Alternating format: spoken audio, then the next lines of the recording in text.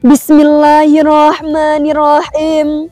Assalamualaikum warahmatullahi wabarakatuh.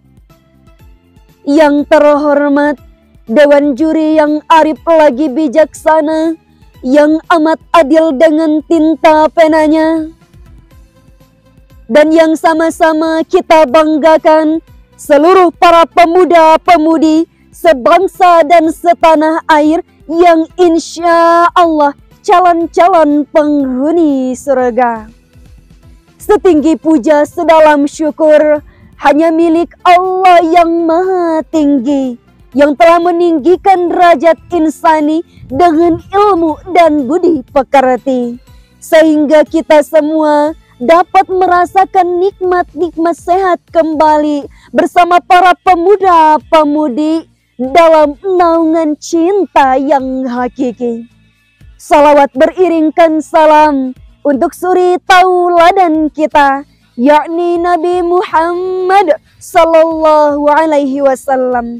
Sebagaimana salawatnya yang berbunyi, Allahumma salli ala sayyidina Muhammad wa ala ali sayyidina Muhammad wa barik wa sallim. Baiklah, pada kesempatan yang berbahagia ini saya akan menyampaikan sebuah pidato yang telah saya susun dengan sangat rapi dan telah saya kemas dengan semaksimal mungkin dengan tema mewujudkan generasi muda yang cerdas, sehat, dan berakhlak mulia. Hadirin para pemuda sebangsa dan setanah air rahimakumullah. Terpampang di hadapan kita antara harapan dan tantangan. Harapannya kita masih bisa menyaksikan kebangkitan umat Islam yang sedang berjalan, di mana masjid-masjid semakin makmur dan lembaga-lembaga dakwah semakin menjamur. Namun tantangan yang kita hadapi sekarang ini adalah masuknya budaya-budaya barat ke dalam kehidupan Islam. Seperti yang telah dikatakan oleh Dr. Frede Mulliam, bahwa salah satu dampak dari media komunikasi adalah berubahnya suatu kultur masyarakat. Kita tidak perlu khawatir apabila perubahan itu membawa kepada hal-hal yang positif. Akan tetapi pada zaman sekarang ini banyak para pemuda membawanya kepada hal-hal yang negatif. Contohnya, banyak para pemuda kita sekarang ini, tidak terkecuali pelajar atau mahasiswa, yang mereka terjerumus ke dalam pergaulan bebas, seperti mabuk-mabukan, berpoya-poyaan, bahkan perjudian. Akhirnya hari demi hari, bulan demi bulan, tahun demi tahun, bangsa ini semakin dekat dengan kehancuran. Oleh karena itu, satu-satunya yang diharapkan untuk dapat menolong bangsa ini dari kehancuran yang semakin hari semakin dekat adalah generasi muda. Namun demikian, tantangan dan cobaan yang akan generasi muda hadapi sangatlah berat. Namun, apapun tantangannya, apapun cobaannya, kita tidak boleh menyerah dan berputus asa untuk mewujudkan suatu bangsa yang lebih baik, yang di dalamnya terdapat para pemuda-pemudi yang agamis. Mari sejenak kita mengingat dan mempelajari kembali penyampaian oleh proklamator bangsa. Beliau adalah Insinyur Soekarno. Berikan kepadaku 10 orang pemuda, niscaya akan aku guncangkan dunia. Dari penyampaian tersebut dapat kita ambil pelajaran bahwa sangat besar harapan bangsa terhadap kemajuan para pemuda. Maka dari itu, jadilah generasi muda yang cerdas, cermat, kreatif dan inovatif. Jangan sampai kita menjadi generasi muda yang kerjaannya molor, pikirannya kotor, bermental-metal ngekor, semangat belajar menjadi kendor, sehingga nasib bangsa menjadi tekor. Nauzubillahi summa na'udzubillah. Dan kemudian jadilah kita generasi muda yang is the best, sehingga syubbanul yaum rijalul ghad. The young today is leader of tomorrow. Pemuda hari ini adalah pemimpin di masa yang akan datang.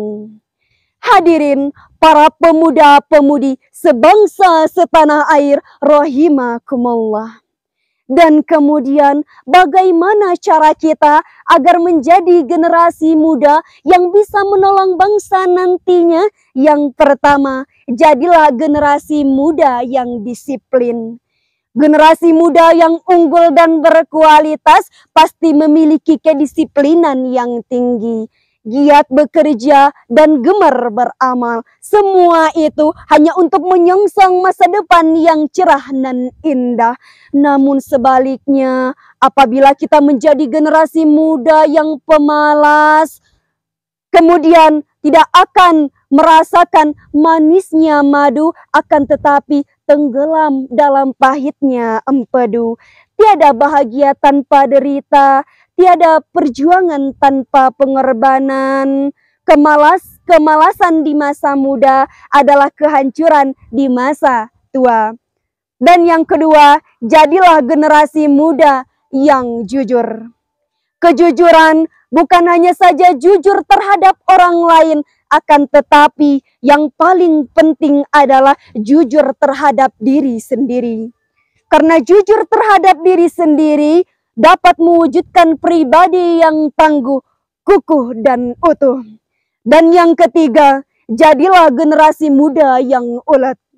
Generasi muda yang unggul dan berkualitas dan selalu ulet sesuai dengan skill dan profesinya. Mereka akan selalu berusaha dan tekun sampai akhirnya membawanya kepada dediksi yang lebih tinggi, pada pelajaran yang lebih baik dan yang lebih berkualitas. Dan mulai dari sekarang, mari saya mengajak kepada diri saya sendiri dan seluruh generasi penerus bangsa. Jangan pernah kita berputus asa dan menyerah, karena berputus asa dan menyerah sangat dilarang di dalam agama. Sebagaimana Allah berfirman dalam Al-Quran surah Yusuf ayat 87 yang berbunyi, A'udzubillahi minasyaitonirrajim. Bismillahirrahmanirrahim. Wala tai'asu mir rauhillah. Dan janganlah kamu berputus asa dari rahmat Allah. Innahu la yai'asu mir rauhillahi illal qaumul kafirun. Karena sesungguhnya berputus asa dari rahmat Allah hanyalah merupakan perbuatan orang-orang kafir. Dari ayat di atas sangat jelas sekali bahwa kita semua dilarang untuk berputus asa dari rahmat Allah Subhanahu wa Ta'ala. Karena berputus asa sangat dilarang di dalam agama. Karenanya, melalui pidato kali ini, saya menghimbau kepada santri-santri generasi muda, calon-calon pemimpin bangsa. Mari mulai dari sekarang, kita sing-singkan lengan baju kita, langkahkan kaki ke depan, menatap masa depan yang cerah dan cemerlang, kembangkan 5 potensi agar kita menjadi generasi yang berkualitas, yaitu olah rasa agar iman melekat, olah rasio agar ilmu meningkat, olahraga agar badan tetap sehat, olah usaha agar ekonomi meningkat, olah kinerja agar produktivitas berlipat.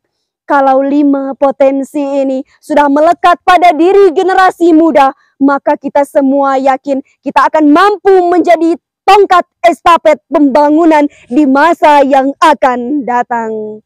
Demikianlah pidato yang dapat saya sampaikan. Mohon maaf bila terdapat kesalahan dalam penyampaian dan tindakan, karena kesempurnaan hanya milik Allah Subhanahu wa Ta'ala. Summassalam.